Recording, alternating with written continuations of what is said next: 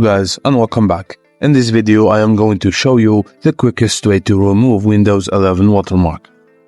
Are you frustrated with the Windows 11 watermark appearing in the bottom right corner of the desktop?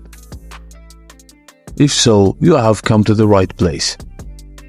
We will explain the different methods to remove the watermark, and the quickest one, which is 1.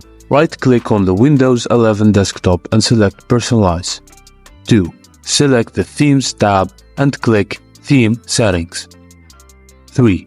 Uncheck the box labeled Show Windows Background Picture on the sign-in screen. 4. Click Save Changes. 5. The watermark should now be gone. This is the quickest way to remove the Windows 11 watermark. You can also check your system settings, disable Windows Update, install a third-party program, or remove the watermark manually, which is the last option.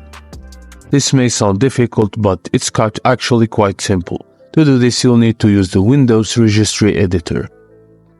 And that's it, guys. Thank you for watching. Please don't forget to like and subscribe, and I will see you on the next video.